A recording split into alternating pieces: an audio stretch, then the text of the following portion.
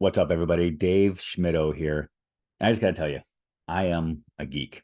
I am a nerd. I'm a learner. I am just constantly trying to learn more. I have been a career educator now for 25 years, but I've really been a career student for more than 4 decades. Whether we're talking about my K-12 experience or my time when I went to Central Michigan University to get my bachelor's, or when I went to law school, or when I went and got my master's degree, or when I went to get my doctorate degree, or whether or not we're talking about when I was a professor or a lecturer or a presenter or a consultant, a coach, I am constantly trying to learn more information. And really over the last couple of decades, my real big focus, the thing that I've built my career around, the thing that I built my home library around, is trying to understand more the concept of sustainability. Why is it in education? Why is it that we are always chasing the next best thing? Why is it that we are never satisfied? Why is it that that pendulum always swings left and right and back and forth? Why is it that we're always throwing the baby out with the bathwater and chasing the new fancy flashing light and the new gimmick and the new widget? Why is it that we are unable to ever dial down and do the real work? And does it even matter? Well, I'm here to tell you it does matter. When we are focused, when we are committed, when we do stay the course, we see amazing results. So why don't we stay the course? A while back, I did a study on job mobility and the impact it has when leaders, specifically within schools and systems, leave. What impact does it have to schools? What impact does it have on the education of students? Well, shocking to nobody, we found that it has a major impact, not only on school culture and climate, but on student success and on educator success. Building my study around the work of Mihai Csikszentmihalyi, the guy who invented the term flow and explained to us that when we get into flow, which is this state of almost this quest for perfection, where the world seemingly is absent from us now, and we can just do the work that we were put on this planet to do, we're able to achieve remarkable things. And flow comes from sustainability. Flow happens when we're in a routine, when we're in our job, when we're in our skill set, when we're in our gifting, doing the right work. When flow happens, amazing things happen. Similarly, I've done a lot of work studying the studies of BJ Fogg, researcher from Stanford, who explains to us that when we want to turn things into habits, when we want to turn things into routines, we want to turn things into sustainable products and processes, we have to have motivation. We have to have ability and skills, but we also have to have prompts. We have to have those nudges. We have to have those reminders to stay the course. Because in our society today, we are easily distracted by chasing the next best thing. We're easily distracted by the latest soundbite as opposed to the best practice. We're in this quest to constantly chase what everybody else is doing instead of dialing down and focusing on the things that matter most. I'm reminded of the Pareto principle. The Pareto principle was popularized in economics and has also been studied in all forms of sociology, including in schools. The Pareto principle tells us that 80% of our results are a result of 20% of our actions. 20% of the things that we choose to do day in and day out contribute to 80% of our results, both positively and negatively.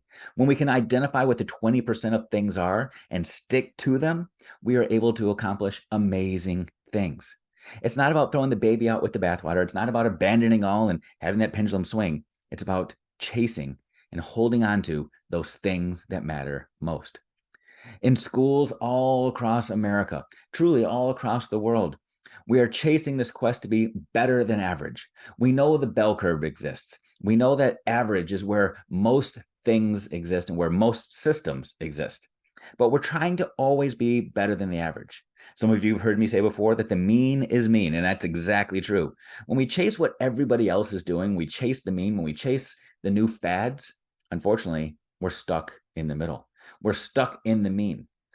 What I do in my work is I work with systems, I work with schools, I work with teachers, I work with leaders, and try to say, how do we actually move the ball forward? How do we actually outperform the mean? How do we actually get ourselves better? Well, And the answer is really kind of simple. It results from a couple of things. One of those is sustainability, staying true to the work, committing to something beyond a day, beyond a gimmick, beyond the goosebumps, beyond a feel-good moment, and saying, let's do the work that we've set out to do. And it also focuses on doing the right work. Well, what is the right work? I presented to people all over the place that the right work really means focusing on the things that are important. I present a roadmap for success. I present a roadmap that helps schools understand the work that needs to happen, when it needs to happen, and how it needs to happen. It's not a one-trick pony. It's not a one-size-fits-all. It's truly a step-by-step methodical process. Over the last decade or so, I've asked educators, after we've done work for 2-3 years together, to rank their confidence, to rank their flow, if you will, to rank their skill set and say, where are you in the process? When we look at the things that matter most on the roadmap, where do you see your success? We rank our success, we rank our skill set, we rank our abilities from 0 to 8. How good are you at doing this thing with fidelity, with consistency? And it's shocking what we see. When we go in and we analyze the results of the people that do the work, when they do this work for 1, 2, or 3 years, surprising to none, we see that amazing things happen when we're focused and we're consistent.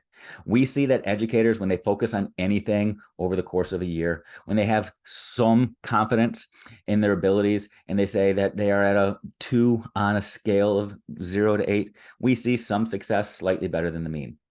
Similarly, if we stick with something for a short period of time, a year, 2 years, and we see ourselves in the average realm, but we're somewhat focused, we see success still slightly better than the mean. But when we dial down and we stay extremely committed and we gain expertise and we gain focus and we gain commitment and we get the skills and the motivation, we see those small wins, we start to rank ourselves at a 7 out of 8 on that scale in the roadmap of the things that matter most.